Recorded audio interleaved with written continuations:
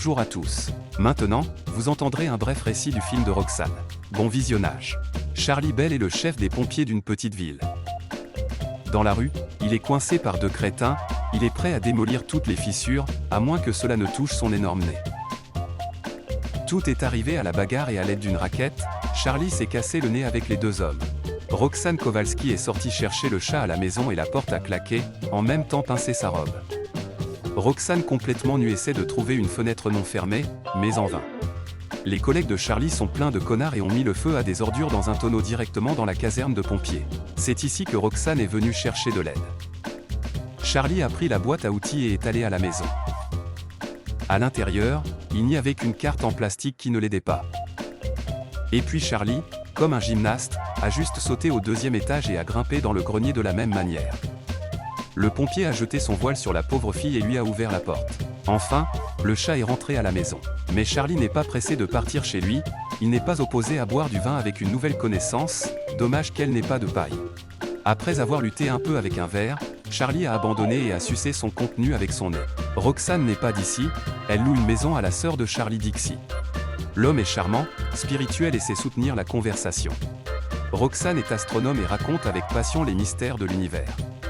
La fille aimait beaucoup Charlie, mais il n'a pas commencé à s'asseoir.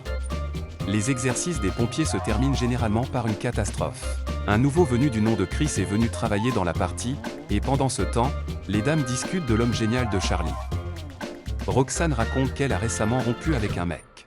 Chuck et Chris sont intéressés par la blonde. Chuck est le premier à tenter sa chance. Le mâle chauve a jeté quelques phrases de service pour la connaissance et a laissé un papier vert froissé sur le comptoir du bar pour que les dames s'achètent un verre. Mais avec Chris, Roxane elle-même a rencontré un regard, la vérité de l'excitation de l'homme vomi. Dans la ville, une urgence s'est produite, un garçon potelé a grimpé sur le toit et refuse de descendre. Comme toujours, Charlie est venu en premier à la rescousse. Peter appelle à l'école un cochon gras et c'est très frustrant pour lui. Pourquoi tu plaisantes avec Charlie ? En fait, il comprend Peter comme personne d'autre. Andy avertit Chris que leur chef a une apparence inhabituelle et il est préférable de ne pas se concentrer sur elle. Roxane a demandé à Charlie de l'aider à mettre son énorme télescope dans le grenier. Il est probable que la jeune fille a découvert la comète.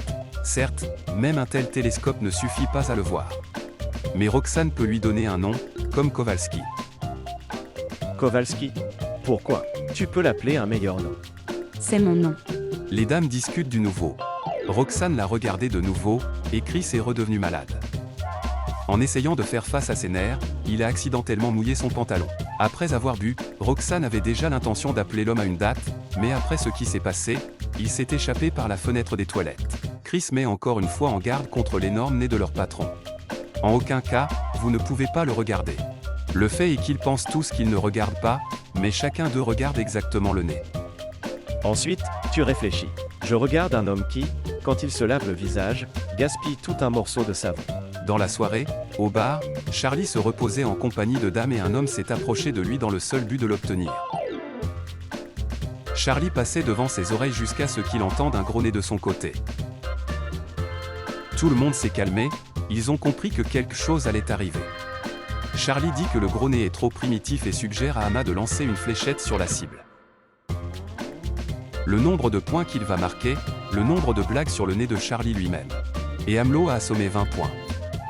Charlie, plein d'esprit, fait une blague après une blague, divertissant les visiteurs et irritant le grossier. Enfin, il y a un homme qui peut satisfaire deux femmes en même temps. Éloignez-le de ma cocaïne. Quel plaisir de se réveiller le matin et d'entendre l'odeur du café au Brésil. Après avoir tiré 20 blagues, Charlie a appelé l'adversaire plat et l'a envoyé à KO. Dans la bibliothèque, Chris a pris le livre de Jean-Paul Sartre, ce qui a attiré l'attention supplémentaire de Roxane. Mais un collègue l'a demandé, il a simplement hésité à demander un livre intitulé La vie est insignifiante. Dixie sait que Roxane aime son frère, alors pourquoi ne pas l'inviter à un rendez-vous ? Charlie rigole, ils disent que la taille du nez correspond à la taille de quelque chose d'autre, donc il ne veut pas lui faire peur. Mais en fait, l'homme comprend simplement qu'avec un tel schnobel, personne ne voudra le rencontrer. Et Charlie ne va pas se coucher sur la table d'opération. Mais il s'est avéré qu'après la nuit dernière, Roxane ne parlait que de Charlie, et elle a dit qu'elle était amoureuse. Malgré de nombreux avertissements, quand Chris a finalement vu son patron, il s'est précipité et, ouvrant la bouche, il a regardé droit sur son nez. Il n'est tout simplement pas capable de regarder autre chose. Hypnotisant, non? C'est énorme. Juste un géant. On m'a dit qu'il était grand, mais je ne pouvais pas imaginer ce qui était si grand. Après avoir entendu ce que leurs collègues portaient, les autres pompiers se sont échappés des locaux, mais Charlie a seulement offert de jouer au billard. Il ne va pas tuer Chris maintenant, il est de trop bonne humeur à cause de Roxane. Mais cela ne s'applique pas aux autres. Charlie forme une équipe d'imbéciles en utilisant le rythme d'un morceau de musique. Chris était censé aider dans leur formation, mais ce genre de personnel est incroyablement difficile à gérer. Roxane a vu Charlie et a immédiatement demandé à marcher avec elle. Le fait est qu'il y a une personne qu'elle aime beaucoup et qu'il est évident qu'il veut lui parler, mais n'ose pas. Peut-être que le gars a besoin de toi pour faire le premier pas. C'est pour ça que je te parle. Roxane le décrit comme un homme intelligent et beau. Charlie se méfie et découvre alors que la jeune fille parle réellement de Chris, avec qui il travaille. Elle demande à son ami d'encourager Chris et il a décidé de la première étape. En état d'ébriété, Charlie s'envole dans le bureau du chirurgien plasticien et exige qu'il coupe enfin son énorme processus. Mais le médecin refuse, nausatique est allergique à l'anesthésie et il était déjà dans le coma à cause de cela. Peut-il au moins regarder des photos avec des nez ordinaires? Le pauvre gars les présente au visage et se réjouit au moins d'une transfiguration fugace. Charlie a parlé à un employé de Roxane. Il est un peu stupide et il est en principe difficile de communiquer avec les filles, et Roxane est aussi si intelligente, contrairement à lui. Chris ne se précipite pas, mais lui envoyer une lettre et cette idée a vraiment plu à l'homme. Andy, ta veste est en feu. Charlie désespéré est venu au magasin de cosmétiques. Apparemment, son ami lui a demandé d'acheter quelque chose qui cacherait des choses trop saillantes sur son visage. La vendeuse a tout compris et a promis d'apporter le bon maquillage. Roxane interroge à nouveau notre héros sur Chris et est découragée par son désir de lui écrire une lettre. Dans la soirée, Chris a rayé un tas de papiers et Charlie est tourmenté avec un correcteur sombre. Le nouveau venu est venu le voir pour que le patron apprécie sa lettre.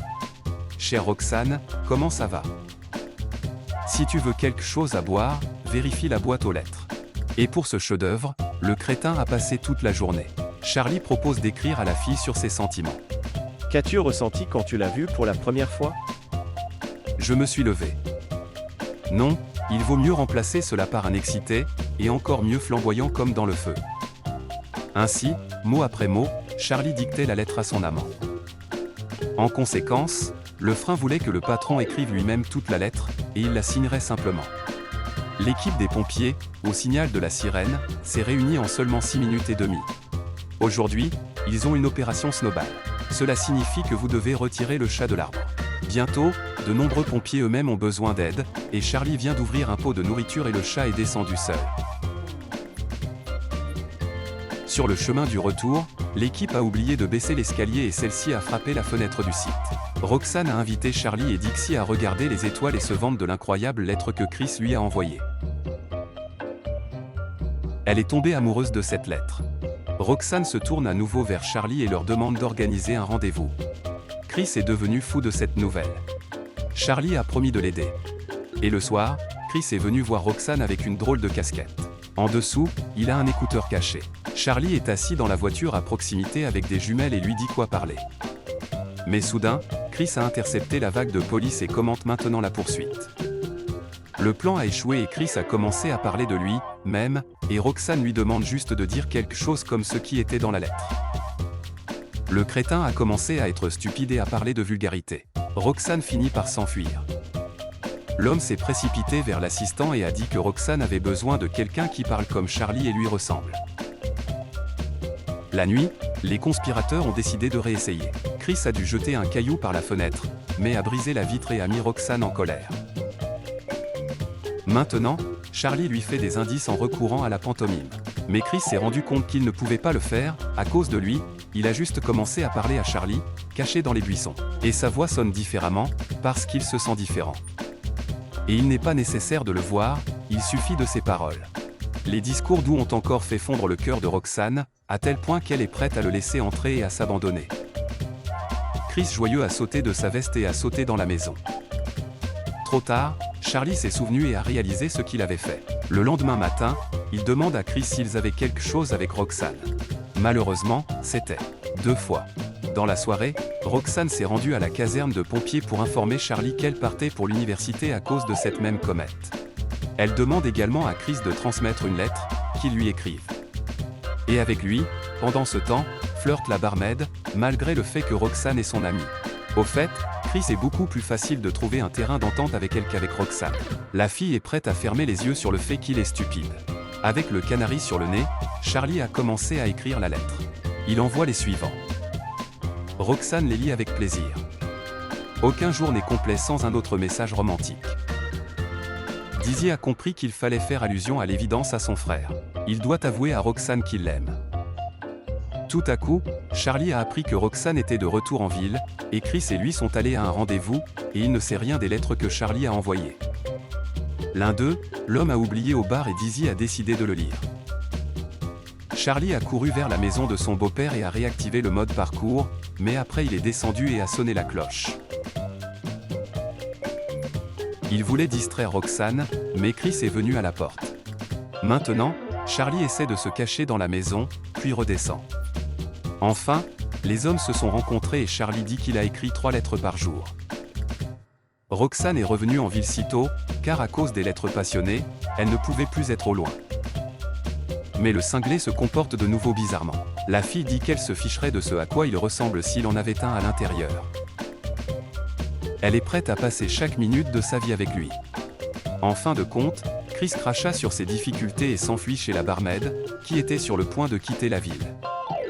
Et Chris partira avec elle, et Roxane écrira une lettre d'adieu. La caserne de pompiers de Charlie a dit que Roxane voulait le voir.